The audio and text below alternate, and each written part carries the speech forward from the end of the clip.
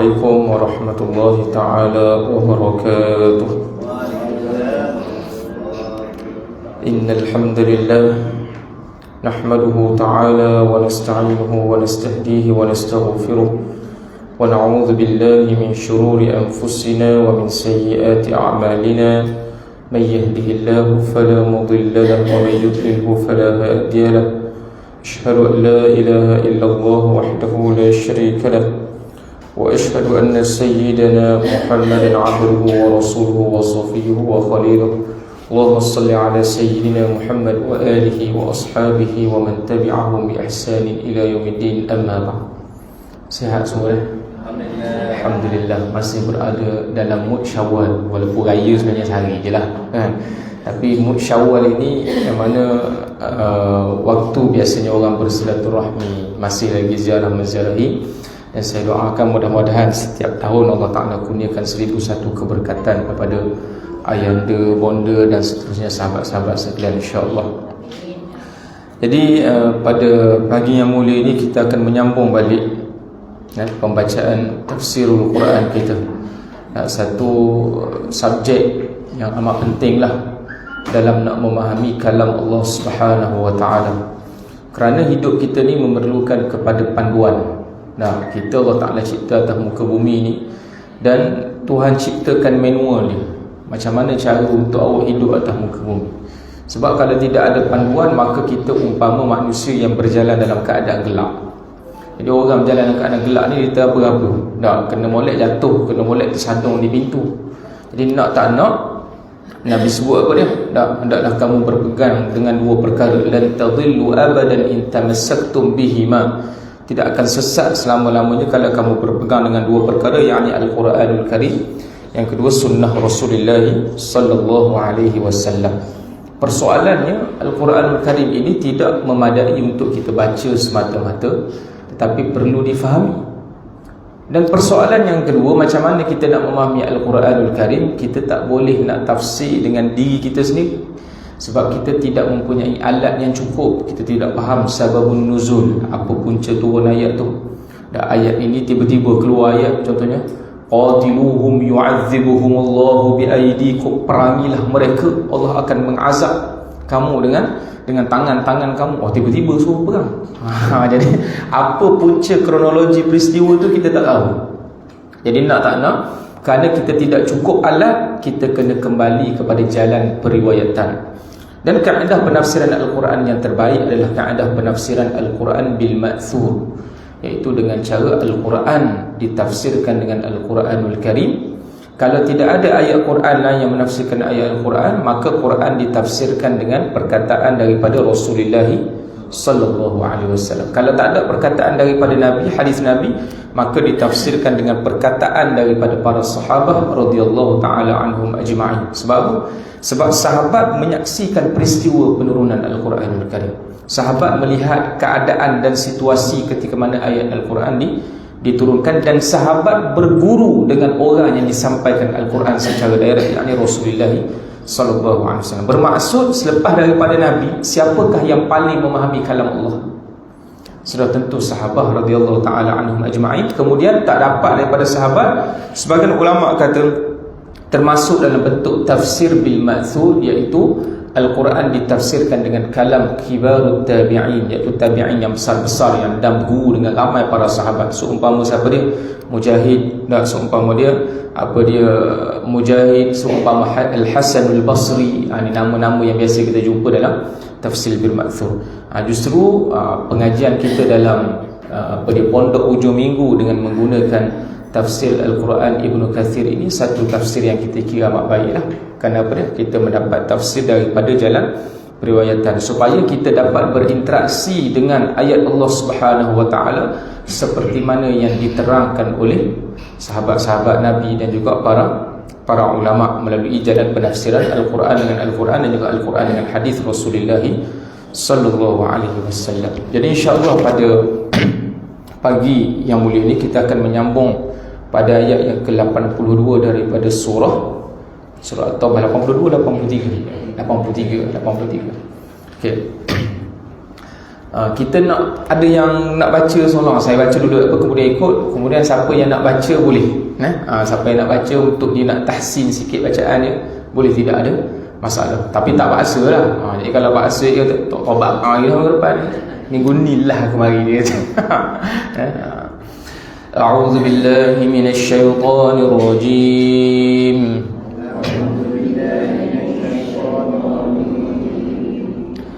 فإن رجعك الله إلى طائفة منهم فاستأذنوك للخروج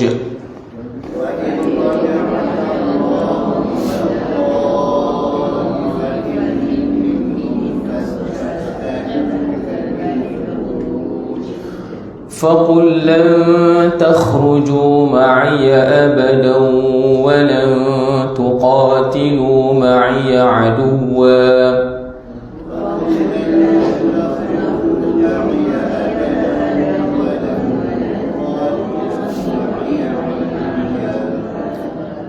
إنكم رضيتم بالقعود أول مرة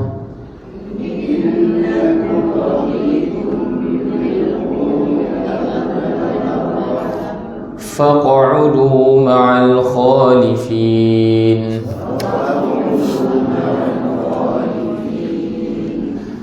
ولا تصل على أحد منهم مات أبدا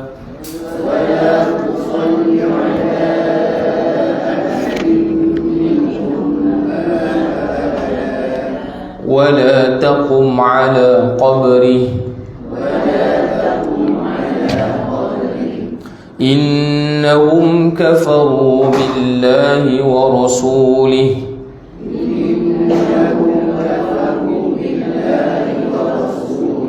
وماتوا وهم فاسقون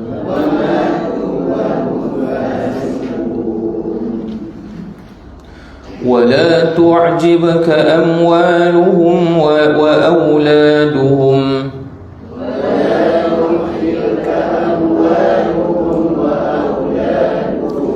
إنما يريد الله أن يعذبهم بها في الدنيا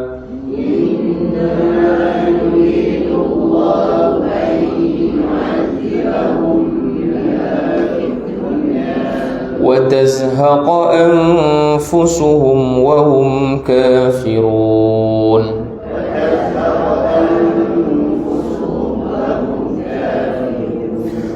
وإذا أنزلت سورة أن آمنوا بالله وجاهدوا مع رسوله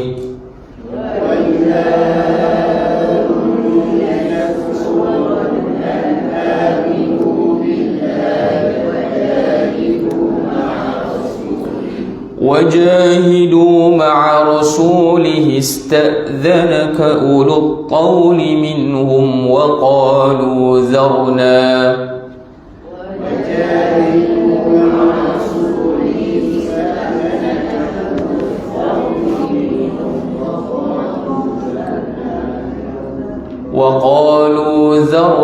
نكن مع القاعدين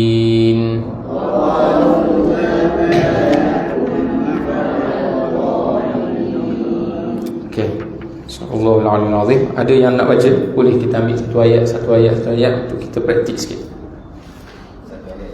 InsyaAllah. Starting pendek.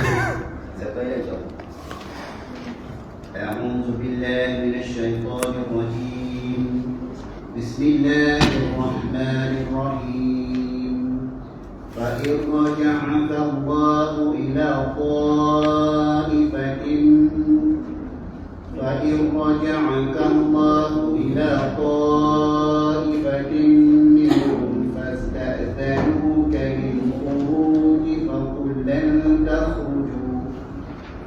لن تخرجوا معي أبدا ولن تقاتلوا معي عدوا إنكم رضيتم بالقعود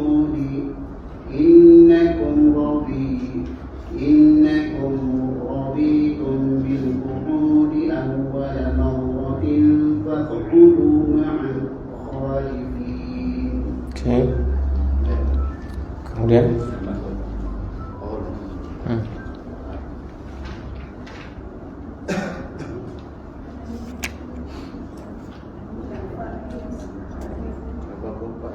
Ah, 84.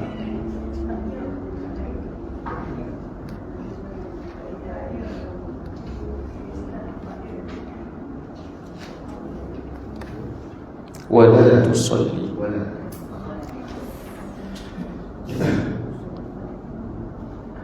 أعوذ بالله من الشيطان الرجيم ولا تصل على أحد منهم مات أبدا ولا تقم على قبره إنهم كفروا بالله ورسوله وماتوا وهم فاسقون. Okey, sambung. Boleh sambung. Siapa-siapa je bebas.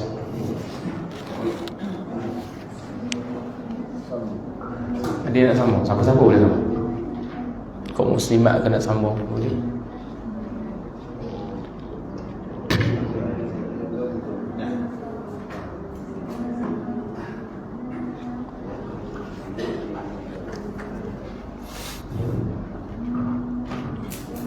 أعوذ بالله من الشيطان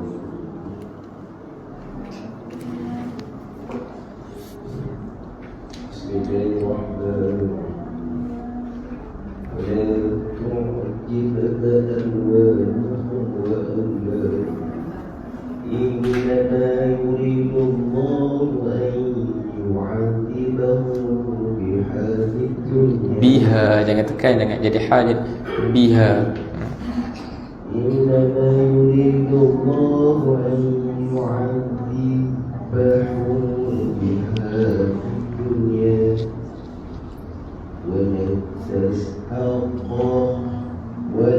ونتزهق أنفسهم tak ada la watazhaq وتزهق أنفسهم وتزهق أنفسهم وهم كافرون. Okey, seterusnya.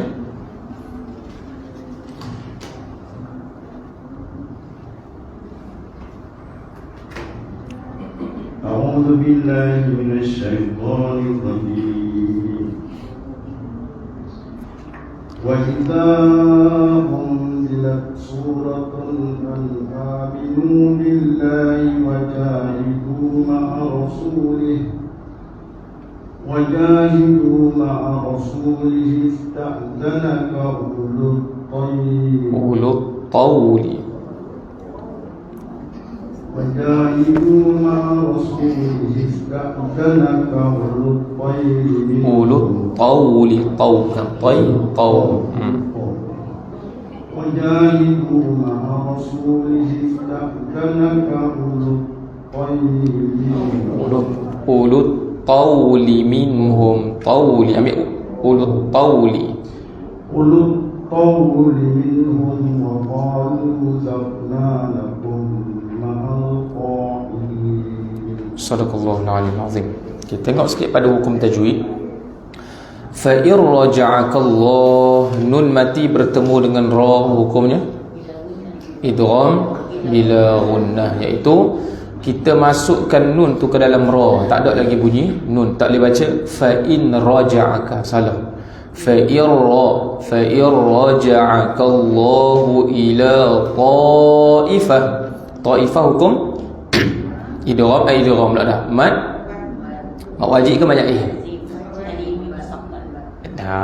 mat ta itu mat wajib muttasil. Mat wajib muttasil iaitu huruf mat, dia bertemu dengan hamzah dalam satu perkataan. Taifah tu satu perkataan, dia bukan asing, bukan ta satu, bukan ifah satu. Ada kadang-kadang orang keliru situ, dia kata ustaz tu bertemu dalam dua perkataan ke satu perkataan? Tak, satu perkataan. Taifah tu satu perkataan, huruf mat alif dia temu dengan hamzah, bertemu dengan hamzah dalam satu kataan. Maka mad wajib muttasil. Ambil 4 ataupun 5. Kalau ambil 5 konsisten 5 lah. 4 tu khilaf lah. Kemudian ta'ifatim minhum, tanwin bertemu dengan mim tu, situ apa dia? Mim yang bertasydid. Situ apa dia? Ta'ifatim minhum. Dah idgham ma'al ghunnah. Kemudian minhum, tanwin bertemu dengan mim, bukan idgham ma'al ghunnah. Dia bukan hukum nun mati tu. Sini hukumnya wujubul ghunnah. Dah, dia idgham ma'al ghunnah kalau tanwin ataupun tanwin bertemu dengan mim, situ idgham ma'al ghunnah. Ta'ifatim minhum, nun mati bertemu dengan ha, izhar halqi. Okey, fasta'dhanuka, hum kat situ hum apa? Hum fasta'dhan, izhar syafawi.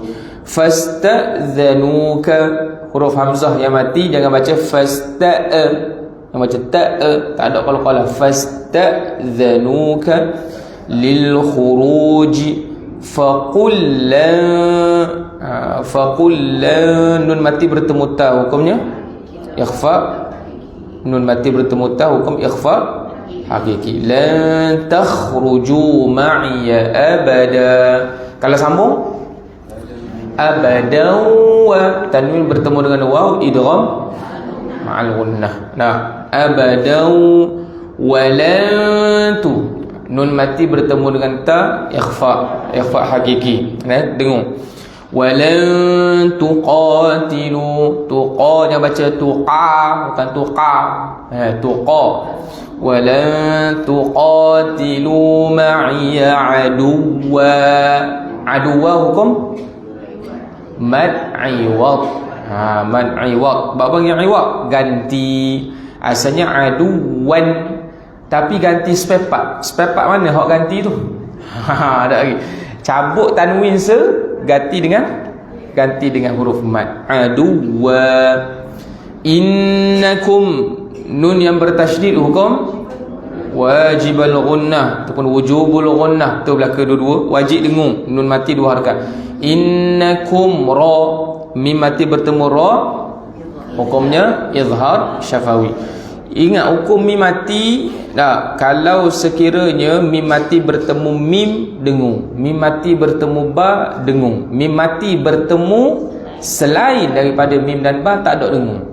Saya tak ingat ustaz, izhar syafawi ke ikhfa syah tu tak ada masalah, tak ingat tu. Tak, tu teori, tapi praktikalnya kita tahu tidak ada masalah. Yang ni yang ulama kata belajar tajwid tak wajib, membaca dengan bertajwid wajib. Itu makna dia. Maksud dia apa dia? Awak tak wajib apa izhar syafawi, ikhfa syafawi, tapi awak reti. Bila awak nak baca tak tahu, sini kena dengung, sini tak kena dengung. Tapi biasa nak kereti benda tu, dia kena reti nama lah. Sebab nama ni pemudah cara untuk kita membezakan satu hukum dengan hukum yang lain. Kemudian dia kata apa dia? Mana tadi? Innakum raditum, mana tadi? Sampai ayat mana?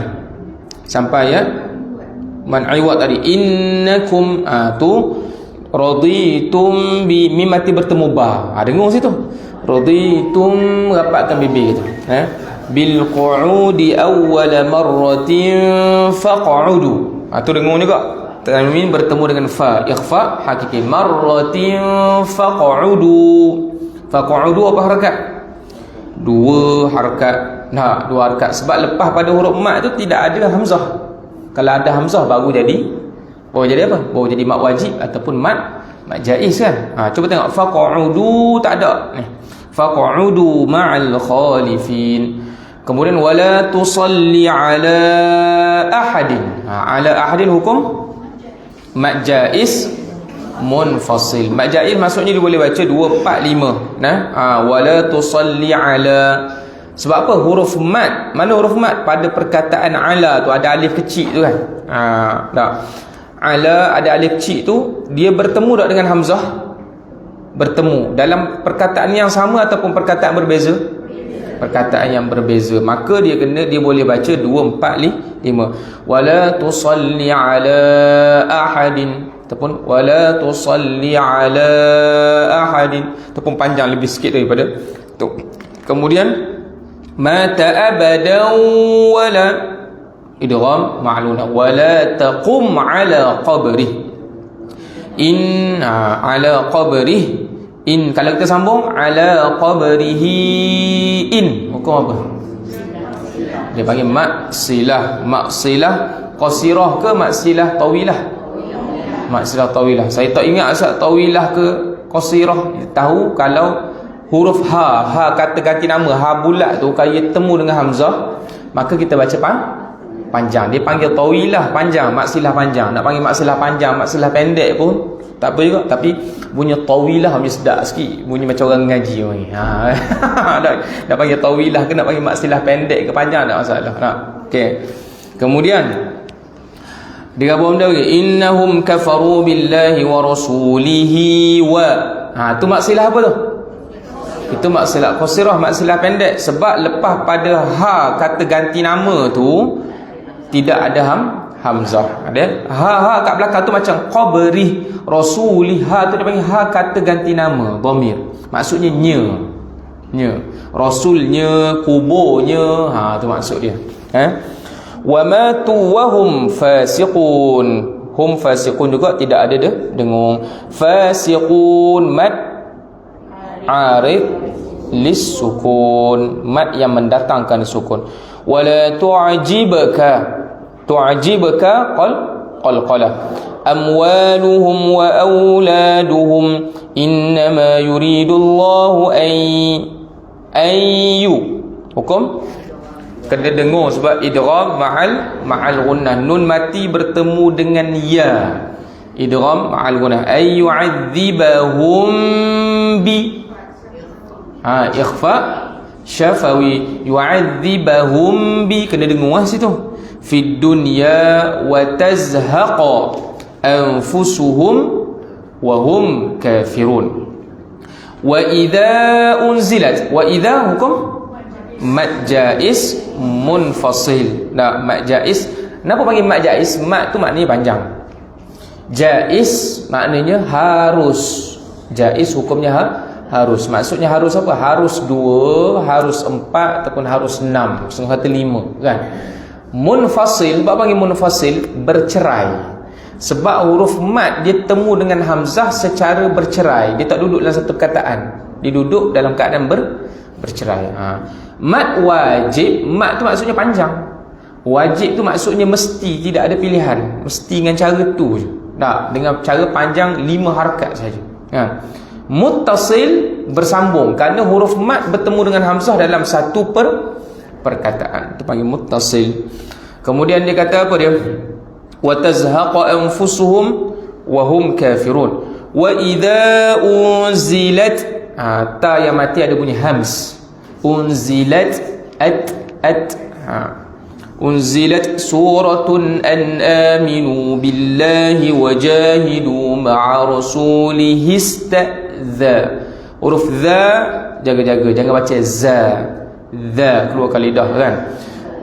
Rasulihi istadzanaka ulut qawli, bukan ulut tay kan.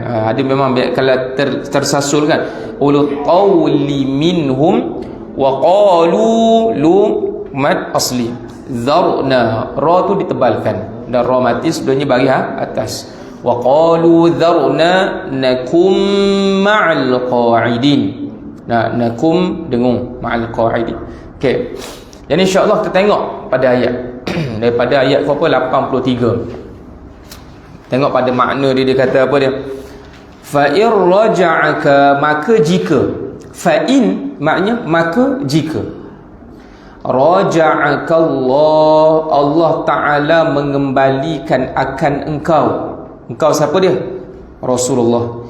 Ila ta'ifatin minhum, kepada satu kumpulan daripada mereka. Siapa mereka situ? Mereka situ golongan munafiqin. Minhum ay minal munafiqin. Maksudnya Allah Ta'ala kata, jika Allah Ta'ala kembalikan Rasul duduk bersama dengan mana-mana puak munafik, Tuhan sebut ta'ifatin.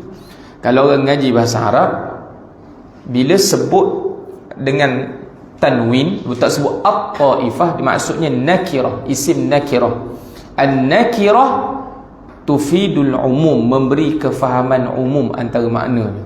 Maksudnya, jika Allah Ta'ala mengembalikan engkau wahai Muhammad, wahai Rasulullah, kepada satu kumpulan daripada kalangan mereka. Satu kumpulan tu kumpulan mana? Mana-mana je di kalangan pok-pok munafik ni. Maksudnya bukan orang Arab je pengajaran di sini. Kalau ada munafik di kalangan Melayu pun, di kalangan orang bangsa lain pun, dia punya spesies dia gini. Dia punya spesies. Ta'ifatin minhum fasta'dhanuka lil khuruj. Maka mereka akan meminta izin akan diri engkau. Minta izin apa? Lil khuruj. Untuk apa dia? Untuk tidak boleh keluar. Untuk tidak boleh keluar.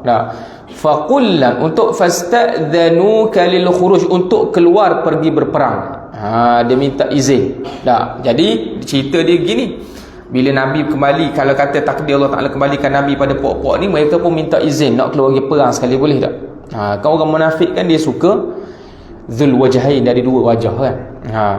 Faqullan, maka katakanlah. Qul ni fi'lul amri, perintah. Katakanlah siapa? Engkau wahai Muhammad. Lan, jangan sesekali. Lan ni satu tegahan yang bersifat tegas. Kalau kata la takhruj, jangan keluar. Tapi lan takhruju, jangan sama sekali. Allah Ta'ala kata, beritahu kepada Nabi, jangan sama sekali takhruju, kamu keluar bersama dengan aku. Allah Ta'ala perintah Nabi, kalau takdir mau balik, mau jumpa dengan pok-pok munafik ni, pok-pok ni kata, wahai Rasulullah, boleh tak lain kali kalau kamu keluar perang, kami nak minta join sekali, boleh tak? Kan tadi kan sebelum ayat kita baca ni, macam-macam alasan dia bagi kan. Dia takut kena fitnah wanita lah, takut tu lah, takut ni lah kan. Jadi lepas habis perang, pok-pok ni mari. Kalau dia mari minta izin, boleh lain kali kami nak ikut serta kamu. Dia kata lan takhruju ma'iyya, jangan sesekali kamu semua ni keluar bersama dengan aku abadan, selama-lamanya. Walan tuqatilu ma'iyya aduwa, dan jangan sama sekali kamu semua berperang dengan aku terhadap musuh-musuh. Innakum raditum bil qu'ud. Inna maksudnya sesungguhnya. Kum, kamu. Sesungguhnya kamu raditum, telah redha. Raditum daripada perkataan radiya yarda ridaan.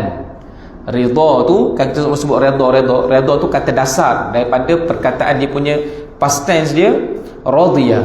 Dia punya present tense yarda. Raditum, sesungguhnya kamu telah redha bil qu'ud, untuk duduk. Duduk di sini satu majaz. Qu'ud asalnya maksud ini ni qu'ud. Duduk. Tapi qu'ud di sini dengan maksud apa dia? Tidak keluar berperang. Tuhan sebut dengan bahasa mudah kan. Kamu kan suka duduk di rumah, macam kita sebut duduk di rumah. Padahal dia bukan duduk kat rumah saja. Tak apa duduk di rumah. Padahal dia pergi tempat dia. Maksud duduk di rumah ni tak boleh keluar bekerja.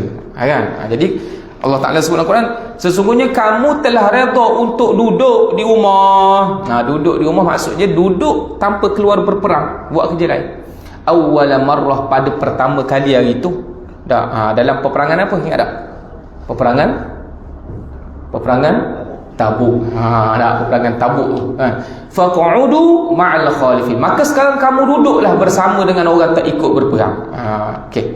Boleh kita baca tafsir? Bismillah. Bismillahirrahmanirrahim. Allah Subhanahu wa taala berfirman sebagai perintah untuk rasulnya Muhammad sallallahu alaihi wasallam, fa in raja'aka Allah, maka jika Allah mengembalikanmu, maksudnya apabila Allah telah mengembalikanmu dari peperangan ini, ila qarifatin minhum, kepada satu golongan daripada mereka. Qatadah mengatakan, disebutkan kepada kami bahawa mereka berjumlah 12 orang. Fasta'dhanu lil khuruj, kemudian mereka minta izin kepadamu untuk keluar, iaitu mereka meminta izin untuk pergi berperang bersamamu dalam peperangan lain. Faqul lan takhruju ma'iya abadan wa lan tuqatilu ma'iya aduwa, maka katakanlah, kalian tidak boleh keluar bersamaku selama-lamanya dan tidak boleh memerangi musuh bersamaku. Yang demikian itu sebagai hukuman dan siksaan bagi mereka. Okey, dalam ayat ini Al-Imam Ibn Kathir bila sampai kepada perkataan ila ta'ifatin minhum. Ta'ifah merujuk kepada kaum, satu kumpulan yang ramai, lebih daripada 3 orang. Siapa dia ta'ifah tu? Maka Al-Imam Ibn Kathir memetik perkataan Qatadah bin Abi Di'amah, salah seorang daripada kibarut tabi'in. Nah, kibarut tabi'in yang guru dengan sahabat. Qatadah bin Abi Di'amah mengatakan ta'ifah yang disebut dalam ayat ini jumlahnya berapa orang? Dia tak ada detail kan, tapi ambil daripada kalam para sahabat, iaitu 12 orang. 12 orang. Jadi ta'ifah ini ditafsirkan oleh kibarut tabi'in dengan jumlahnya 12 orang. Kemudian seterusnya dia kata, hal tersebut dijelaskan melalui firman Allah, innakum raditum bil qu'udi awwal marrah. Sesungguhnya kalian telah reda untuk tidak pergi berperang pada kali yang pertama. Yang demikian itu adalah sama seperti firman-Nya dalam ayat lain, sayaqulul mukhallafuna idzan talaqtum ila maghanima lita'khudhuha. Dan orang-orang Badui yang tertinggal itu akan berkata, apabila kalian berangkat untuk mengambil rampasan perang. Okey. Jadi dalam ayat ini, apa sebab Allah Ta'ala suruh Nabi jawab begitu? Kalau orang tak baca tafsir, bila sebut fakullan takhruju ma'i abada, orang kata sombong je Nabi ni, orang nak ikut perang. Nampak? Dia buka Quran, dia buka ayat ni kan. Jadi disebut apa dia? Fa in raja'akallahu ila ta'ifatin minhum fasta'dhanu kalil khuruj. Orang minta izin elok-elok nak keluar pergi perang, tiba-tiba kata lan takhruju ma'i abada. Lan takhruju ma'i abada ni bahasa kasar. Mu tak sah lagi? Tak sah. Ibaratnya gitu. Tapi kalau kita faham apa sebab yang berlaku macam tu, sebab apa? Dalam kaedah fiqh menyatakan al-hukmu yaduru ma'a illatihi wujudan wa adaman. Hukum ni dia akan berlegar bersama dengan illah. Illah ni apa dia? Punca hukum. Ketika mana hukum tu wujud dan hukum tu tak ada. Sebagai contoh, orang solat qasar. Sebab apa dia boleh solat qasar? Sebab dia dalam tempoh safar kan? Safar. Bukan kerana letih. Ada orang dia kata, tak letih pun sembahyang qasar juga. Tak. Dituntut supaya kita solat qasar kerana safar, kerana musafir. Sebab tu warid daripada hadis Nabi tidak meninggalkan solat qasar ketika mana safar. Jadi sebab tu yang afdal bagi orang musafir, dia solat qasar. Itu adalah satu keringanan yang Allah Ta'ala berikan. Jadi ketika mana adanya safar musafir, maka adanya solat qasar. Tak ada safar, tidak adalah solat qasar. Jadi hukum tu berlegar bersama dengan punca hukumnya. Dekat sini, apa punca hukum Allah Ta'ala suruh Nabi cakap kasar itu? Sebab apa? Innakum raditum bil qu'udi awwal marrah. Kerana kamu mula-mula tadi tu kamu redha, kamu setuju untuk duduk tak mau keluar bersama dengan Nabi dengan alasan-alasan tak munasabah. Tu sebab yang Allah Ta'ala marah pada pokok ni. Bukan setakat tu, kamu melakukan fitnah. Bila kamu dapat habuan, kamu suka. Bila kamu orang bagi sedekah, kamu kata apa ni? Allah Ta'ala bukan pandang pun sedekah sikit. Kan dulu kita baca ayat sebelum ni, ada hak sahabat-sahabat pakat kautin duit bagi nak tolong. Ini apa dia? Wa minhum may yalmizuka fis sadaqat. Ada di kalangan pok-pok munafik ini, dia menempelak orang-orang yang bagi sedekah. Fa in u'tu minha radu. Kalau mereka diberikan sedekah, mereka redha. Terima kasih, baik kamu ni. Wa illam yu'tu minha idahum. Kalau tak diberikan sedekah pada mereka, mereka mencela. Orang beri sikit, dia kata Tuhan bukan pandang pun, Tuhan tak perlu sedekah sikit-sikit. Orang beri banyak, dia kata apa dia? Yura'unan nas, nak nunjuk orang tu ni banyak tu. Perangai pok-pok munafik ni macam ni. Dia suka cari pasal orang. Semua orang buat tak kena belaka. Jadi sebab itu Allah Ta'ala kata pok-pok ni perangai macam ni, menyebabkan Nabi kata lan takhruju, tak usah keluar. Kalau mau keluar, buat mudarat kami, mudarat orang-orang Islam yang lain. Kemudian dia kata, begitu juga maksudnya dengan ayat sayaqulul mukhallafun, dia juga menafsirkan ayat apa dia? Innakum raditum bil qu'ud. Boleh buka surah Al-Fath ayat yang ke-15. Okey, kemudian seterusnya firman-Nya fa'udu ma'al khalifin. Kerana itu duduklah, yang tinggallah bersama orang-orang yang tidak ikut berperang. Ibnu Abbas mengatakan dia itu bersama orang-orang yang tidak mahu mengikuti berbagai macam peperangan. Khalifin daripada perkataan khalfun. Khalfa kan kalau belajar bahasa Arab belakang, amam depan, khalfa belakang. Jadi khalif orang yang duduk di belakang. Maksudnya orang yang tertinggal. Duduk dengan pokok-pokok tinggal.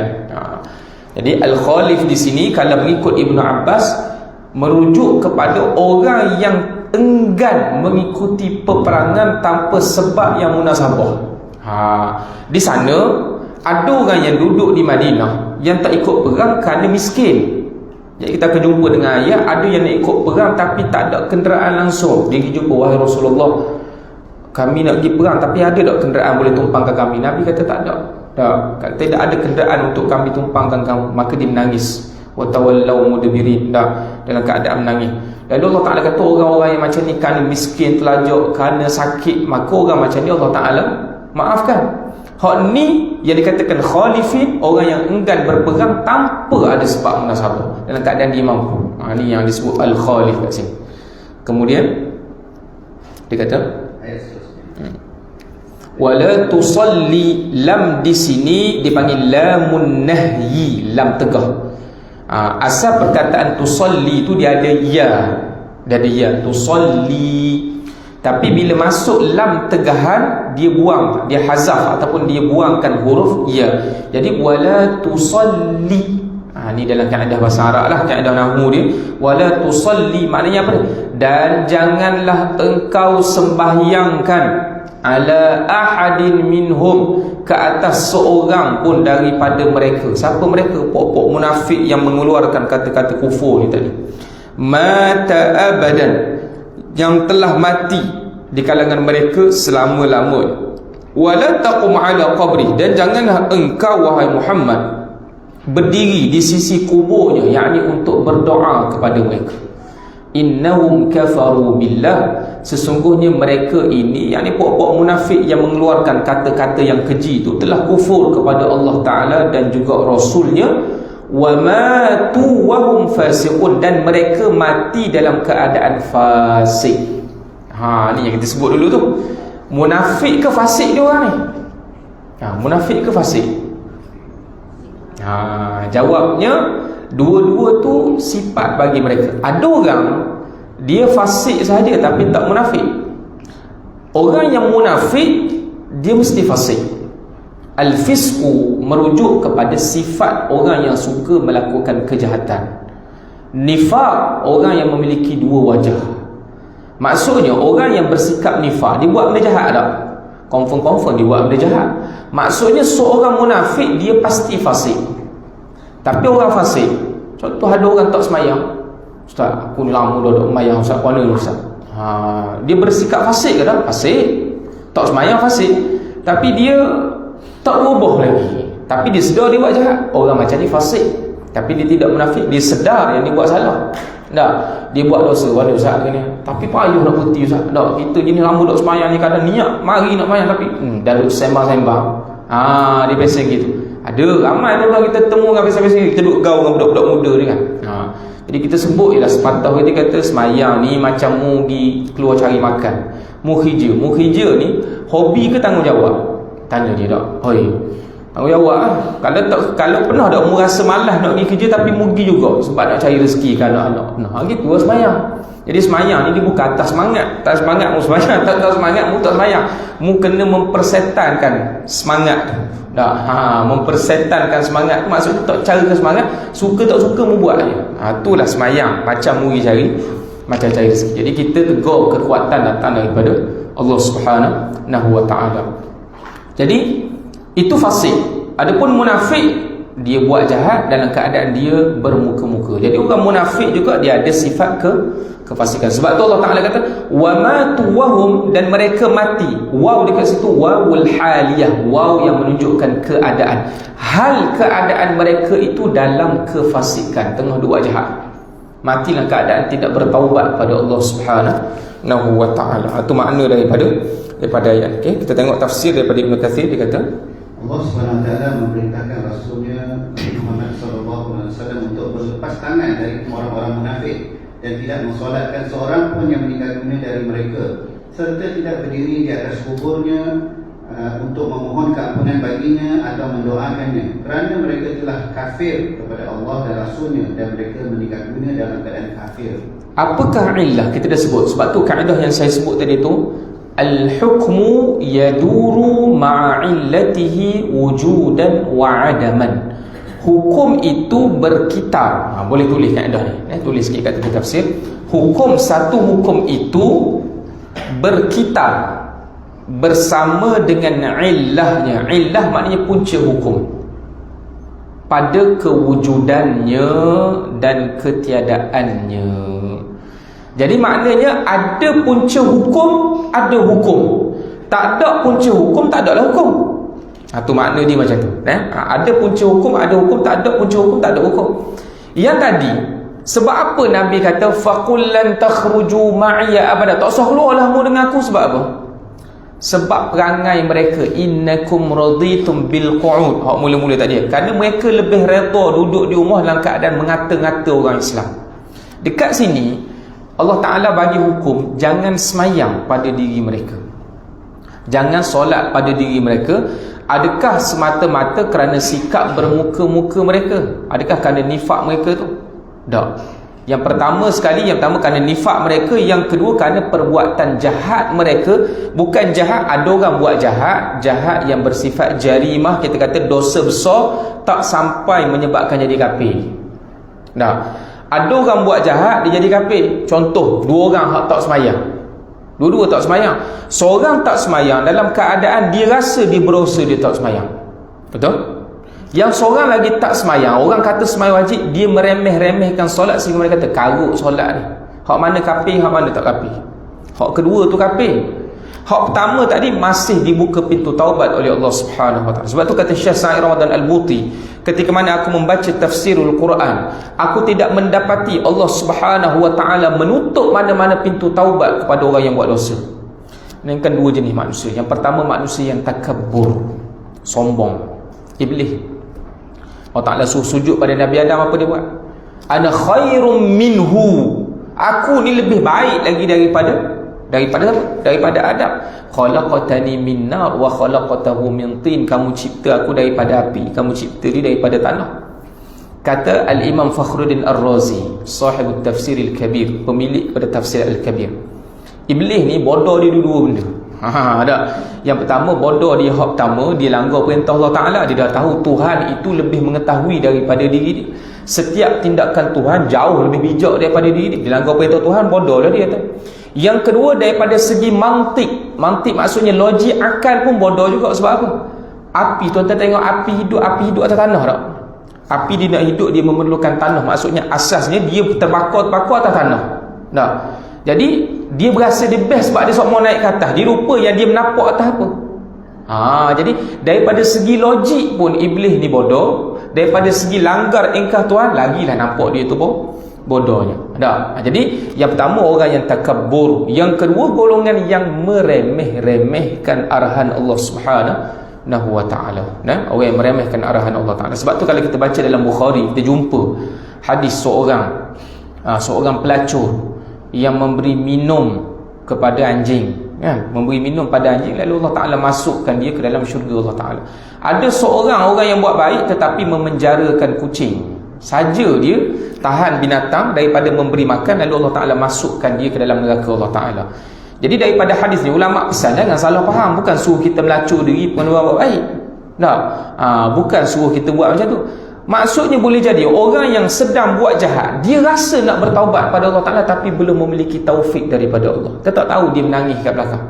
Tapi dia tak ada kekuatan, tak ada orang yang boleh mendorong dia ke arah kebaikan.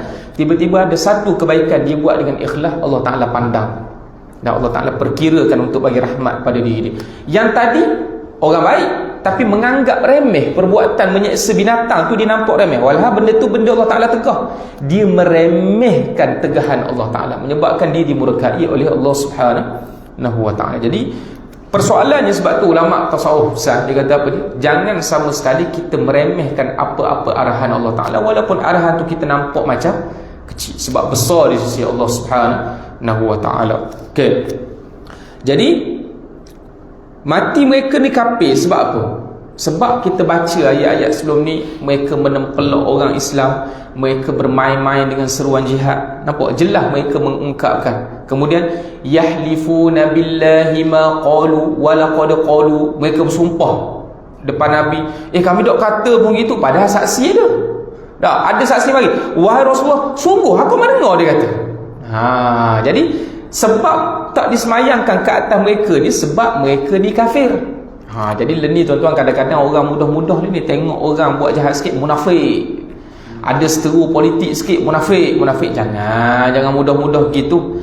Ada orang yang berperangai seperti orang munafik, tapi hakikat dia munafik ni kafir. Itu kita kena faham tu. Munafik ini kafir. Ada orang dia berperangai macam orang munafik. Wa idza wa'ada akhlafa, bila janji mungkir janji. Wa idza tumina khana, diberi amanah dia langgar, pecah amanah. Tapi adakah dia kafir? Tak boleh. Jaga-jaga dalam bab kafir, jaga. Dia sampai peringkat kita bimbang takut nak menghalalkan darah umat Islam yang lain. Berbeza dari segi pandangan politik biasa, berbeza daripada segi pandangan apa-apa, pandangan hak ni salafi, hak ni pro aswaja, apa, tak ada masalah. Tapi jangan sampai mengkafirkan salah satu sama lain sampai peringkat tak semayang, tak apa lagi, tak boleh doa pada orang ni sebab mati kafir. Jangan. Yang ni mereka ni apa dia? Golongan ini secara khusus diberitahu oleh Allah Subhanahu Wa Taala yang mereka adalah kafir. Ini nyata daripada Nabi SAW. Kemudian dia kata apa dia? Hukum itu berlaku bagi siapa sahaja yang telah diketahui kemunafikannya, meskipun sebab turunnya ayat ini hanya berkenaan dengan Abdullah bin Ubay bin Salul, pemimpin orang-orang munafik. Jadi orang yang telah diketahui kenifakan, macam mana nak tahu munafik ni berduduk dalam hati? Macam mana nak tahu itu munafik? Kan kita baca sebelum ni, cara nak tahu perkataan mereka. Selagi mana dia tidak memaculkan perkataan-perkataan yang menunjukkan meremehkan hukum Islam, ataupun jelas dia menghina, secara jelas menghina Rasulullah, maka tak boleh kita nak hukum orang tu kafir. Jadi puak-puak ni bila dia ada kepentingan, dia bercakap benda-benda yang menghina hukum Allah Subhanahu Wa Taala. Jadi itu daripada situ kayu ukur yang menunjukkan dia tu kafir. Tapi kalau ada benda yang tak kena dengan pandangan awak tak boleh mudah-mudah nak kafir ke orang, nak munafik ke orang. Kan? Tak kena dengan pandangan awak, boleh tentu benda tu adalah salah. Yang ni kena hati-hati. Kemudian dia kata, sebagaimana yang diriwayatkan oleh Imam Bukhari daripada Ibnu Umar, yang menceritakan lamma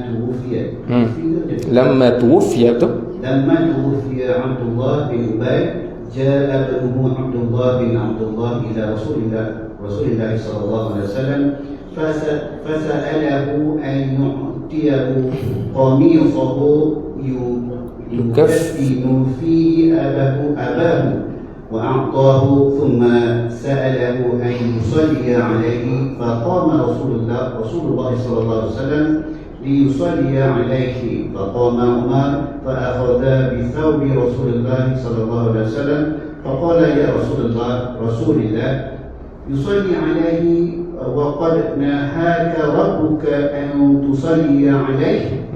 Ketika Abdullah bin Ubay meninggal dunia, putranya yang bernama Abdullah bin Abdullah datang kepada Rasulullah SAW, lalu ia meminta beliau supaya memberikan kepadanya baju beliau untuk mengkafani ayahnya. Maka beliau pun memberikannya. Lalu ia meminta beliau untuk mensolatkan jenazahnya. Maka Rasulullah SAW berangkat untuk mensolatkan. Kemudian Umar menarik baju beliau seraya berkata, ya Rasulullah, apakah engkau akan mensolatkannya? Padahal Rabbmu telah melarangmu untuk mensolatkannya. Maka Rasulullah SAW pun bersabda, innama khairanillah, faqala istaghfir lahum aw la tastaghfir lahum, in tastaghfir lahum 70 marratan falan yaghfir Allah lahum wa sa'aziluhu ala 70. Sesungguhnya Allah telah memberikan pilihan kepadaku, di mana Allah berfirman, engkau memohon ampun bagi mereka atau tidak engkau memohon ampun bagi mereka dah sama saja. Walaupun engkau memohon ampun bagi mereka 70 kali, namun Allah sekali-kali tidak akan memberi ampun kepada mereka, dan aku akan menambahnya lebih dari 70 kali. Umar radhiyallahu anhu berkata, sesungguhnya dia adalah seorang munafik. Ibnu Umar radhiyallahu anhu melanjutkan ceritanya, maka Rasulullah SAW pun mensolatkannya, dan setelah kejadian itu Allah SWT menurunkan ayat wala tusalli ala ahadin minhum mata abada wala taqum ala qabri, dan janganlah kalian sekali-kali mensolatkan jenazah seorang yang mati di antara mereka, dan janganlah kalian berdiri mendoakan di kuburnya. Ni cerita ni merupakan sababun nuzul kepada ayat apa dia? Wala tusalli ala ahadin minhum mata abadan wala taqum ala qabri. Nah, yang mana ada riwayat daripada Al-Imam Al-Bukhari, sebab nuzul ni cerita daripada Sayyidina Umar Al-Khattab. Sebab itu kata Nabi sallallahu alaihi wasallam, laula nabiyya ba'di lakana Umar. Kalau ada nabi lepas pada aku, nescaya yang layak menjadi nabi adalah Umar Al-Khattab radhiyallahu taala anhu. Sayyidina Umar Al-Khattab diberikan dengan gelaran Al-Faruq daripada perkataan farqun. Al-Faruq yakni al-fariqu bainal haqqi wal batil, manusia yang boleh membezakan kebenaran dan kebatilan. Sebab itu dalam Sahih Bukhari disebut juga tentang ayat-ayat muwafaqat Umar. Muwafaqat Umar maksudnya apa dia? Ayat Al-Quran yang turun menyepakati ijtihad dan pandangan yang dikemukakan oleh Sayyidina Umar Al-Khattab radhiyallahu taala anhu. Maksudnya benda tu baru dalam peringkat mesyuarat. Nabi minta pandangan. Hak ni bagi pandangan. Sayyidina Umar kata gini. Turun ayat memang menyebelahi pandangan Sayyidina Umar Al-Khattab radhiyallahu taala anhu. Antara yang berlakunya ni. Yang berlakunya benda ni. Yang mana bila Nabi SAW tengok, sebab Abdullah anak kepada Abdullah bin Ubay bin Salul ni orang mukmin. Dia jangan tukar Abdullah bin Ubay bin Salul. Abdullah yang pertama tu orang munafik tu, anak dia nama Abdullah juga. Anak dia Abdullah tu sahabat Nabi, Abdullah bin Ubay bin Salul. Jadi dia mari ke Nabi. Bila dia mari ke Nabi, dia minta apa dia? Minta baju Nabi untuk mengkafankan ayah dia. Sebab apa? Tabarrukan. Ini dia panggil sebagai apa dia? Bertawassul. Tawassul tu. Dia bertawassul dengan athar, yakni kesan peninggalan Rasulullah sallallahu alaihi wasallam. Mudah-mudahan dengan adanya pakaian Rasulullah sallallahu alaihi wasallam dapat Allah Subhanahu wa taala meringankan azab. Jadi yang memberi bekal ringan azab tak ringan azab bukan Nabi. Allah dah letak baju Nabi tu sebagai pengharapan. Dan Nabi bagi tak baju dia? Nabi bagi menandakan tawassul bentuk yang macam ni adalah masyru', dibolehkan dalam Islam. Sebab apa? Kalau tak boleh Nabi akan bagi tak? Nescaya Nabi tak akan bagi. Kalau tak boleh Nabi tak akan bagi. Sebab Nabi bukan tak kenal Abdullah bin Ubay bin Salul perangai macam mana. Dia tahu bapak munafik. Nabi bagi menunjukkan dibenarkan bertawassul. Sebab tu tawassul ni dia bukan soal kita mengabdikan diri selain daripada Allah Ta'ala. Tawassul ni sebenarnya dia teknik ataupun tata cara seseorang melakukan ibadah. Dia bukan soal akidah. Tawassul ni soal teknik ibadah, teknik. Tapi orang salah pergi bahas tawassul ni dalam bab akidah. Sebenarnya dalam bab tawassul ni orang tak bincang dah akidah, sebab mana-mana orang yang bertawassul dia tak akan anggap orang yang ditawassulkan itu memberi manfaat mudarat. Contoh, kita ada air, kita bagi ke tok guru baca air, baca tok guru, mudah-mudahan dapat berkat sikit. Adakah dia anggap tok guru beri manfaat? Tak. Sebab orang yang soleh ini merupakan ahlullah. Innal ulama'a warasatul anbiya. Kita minta dengan Nabi Allah Ta'ala masukkan syurga bersama pada minas siddiqin wasyuhada wassalihin. Quran sebut. Jadi orang soleh ni ahlullah, minta dia baca. Bukan dia bagi manfaat, mudah-mudahan dengan bacaan dia memberi barakah kebaikan pada dia gitu. Sebab tu dalam bab tawassul tak bincang dah bab syirik ke tak syirik. Orang yang masuk ke dalam bab syirik ni dia tak faham isu tawassul. Cumanya lagi teknik tawassul tu dibenarkan ataupun tak dibenarkan oleh syarak. Dia diluluskan ataupun tak diluluskan. Contoh kita nak kata, boleh tak tawassul dengan kesan peninggalan daripada Rasulullah? Kita tanya dulu, ada tak Nabi buat? Jawabnya ada. Ada. Nabi bagi baju kepada Abdullah bin Ubay bin Salul, maksudnya nak bertawassul dengan kesan peninggalan Nabi. Siapa lagi? Dalam hadis dalam Sunan Tirmizi disebutkan apa dia? Ummu Sulaim. Bila Ummu Sulaim ni mak kepada Anas bin Malik, ibu kepada Anas bin Malik. Nabi ni kalau waktu tengah hari Nabi, kalau Nabi qailulah, Nabi tidur waktu tengah hari, orang akan, kalau orang nak cari Nabi waktu qailulah ni, waktu tak boleh ganggu, waktu privasi Nabi. Tapi kalau ada urusan penting nak cari Nabi, dua tempat. Yang pertama rumah isteri Nabi, yang kedua rumah Ummu Sulaim. Ummu Sulaim ni ibu kepada Anas bin Malik. Nabi ada hubungan adik-beradik susu dengan Ummu Sulaim, dan Anas bin Malik merupakan khadim, pembantu Nabi sejak umur dia 10 tahun lagi. Pernah suatu ketika Nabi tidur waktu panas. Peluh Nabi ni nitik, bau wangi. Jadi Ummu Sulaim apa? Dia ambil bekas dia tadah. Nabi pun tersedar. Bila Nabi sedar, kata buat apa? Aku ambil peluh mu aku tadah, nak buat minyak atar, dia kata. Nak lagi. Kalau peluh kita dak dah, hangit beletung dah peluh kita. Tak lagi. Jadi ambil peluh Nabi nak buat minyak atar. Dan pernah kirbah, iaitu alat minum, Nabi minum daripada tempat tu, Ummu Sulaim ambil, dia potong, dia simpan. Dia potong, dia simpan. Nabi tengok perbuatan ni, maka Nabi senyum. Nabi tidak berkata apa-apa. Jadi di sini menunjukkan apa dia? Kata para ulama, kalau pada waktu yang patut Nabi menerangkan tapi Nabi tidak berkata apa-apa, bermaksud itu perkara yang dibenarkan oleh syarak. Maka bila Abdullah bin Abdullah minta bagi baju, Nabi bagi baju. Cumanya Nabi solat, masa tu tak turun wahyu lagi. Dia kata, macam mana ni wahai Rasulullah, munafik ni. Kemudian Allah Ta'ala sebut apa dia? 70 marrah. Nabi kata, tak apalah, kalau Allah Ta'ala sebut 70 kali, aku tambah lagi. Mudah-mudahan Allah Ta'ala ampunkan Abdullah bin Ubay bin Salul. Tuan-tuan bayang macam mana bapak munafik yang buat kucar zaman Nabi, tapi Nabi takut dia diazab oleh Allah Ta'ala. Sebab itu kata Rasulullah dalam ayat yang sebelum ni kita baca, falyadhaku qalilan walyabku kathiran.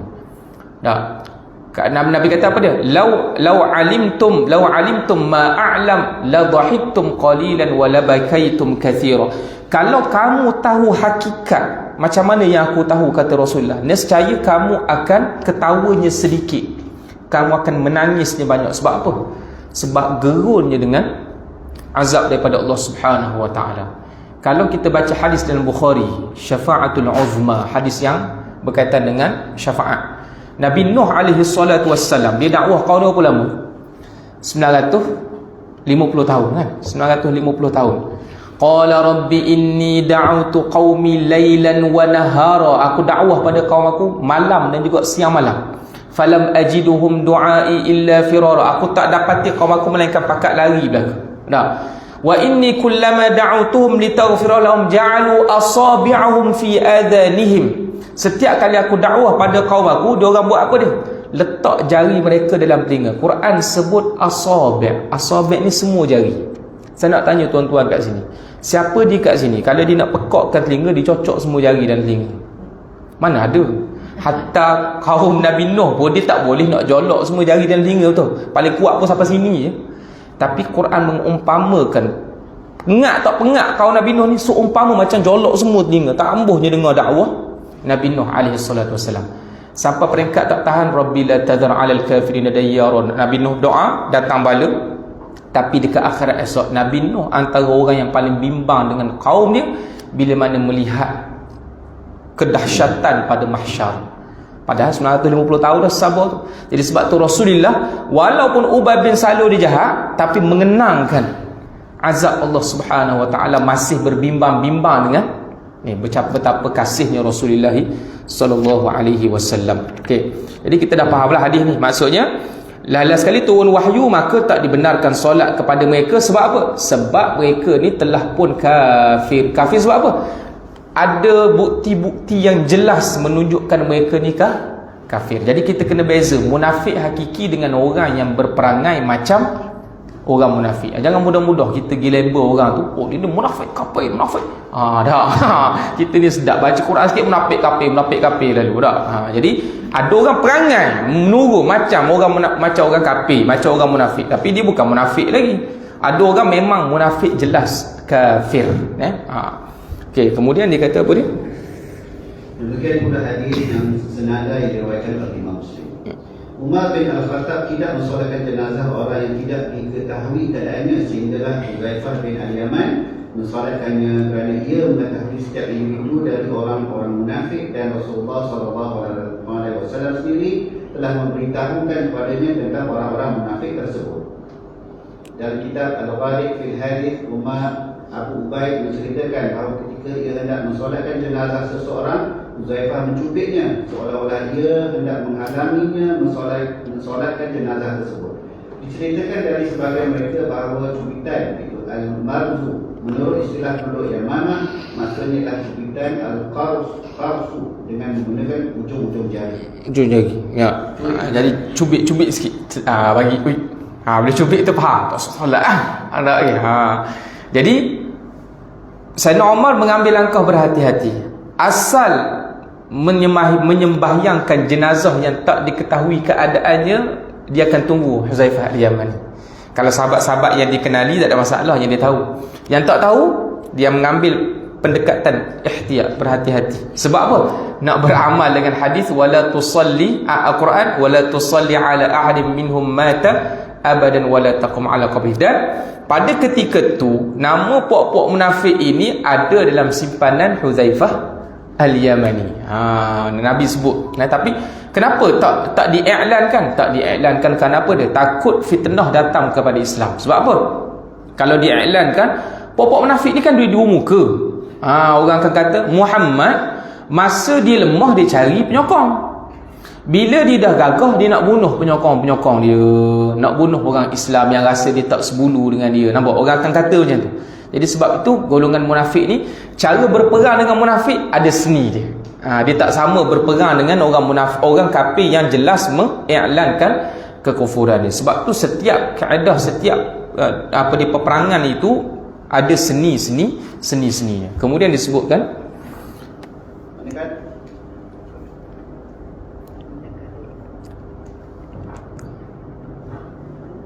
manakala Allah tak ada betul.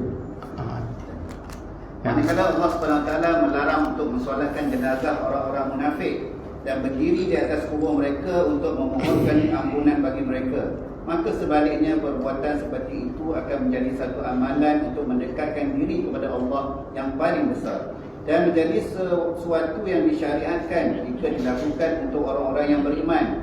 Pada amalan tersebut terdapat pahala yang besar sebagaimana ditegaskan dalam kitab-kitab sahih dan lainnya dari hadis Abu Hurairah radhiyallahu anhu bahwasanya Rasulullah sallallahu alaihi wasallam bersabda, "Man syahida janazah hatta yusalli 'alaiha falahu qiratun wa man shahidaha hatta tudfana falahu qiratan qila wa man qiratan qala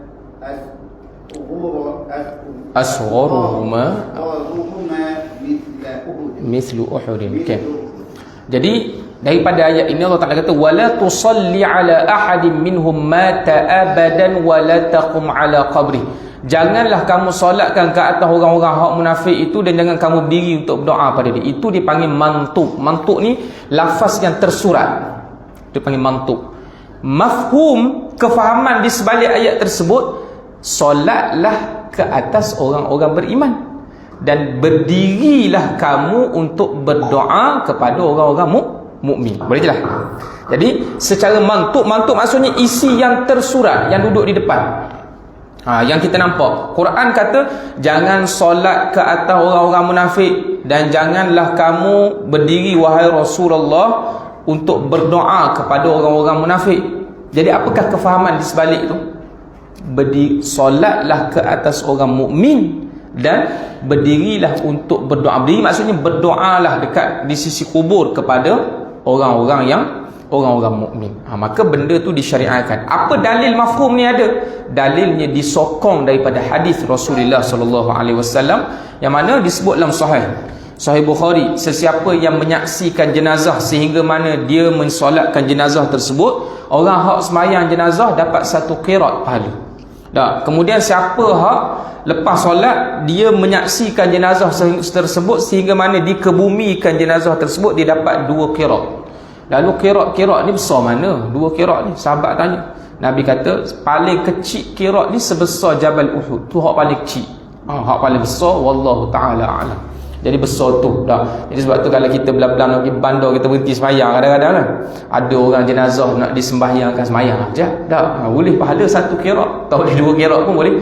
1 qirat pada tak boleh terus. Jadi sembahyang. Okey. Kemudian kita nak berhenti pukul apa ni? Pukul 10.45. Boleh break ya? Kita break dululah.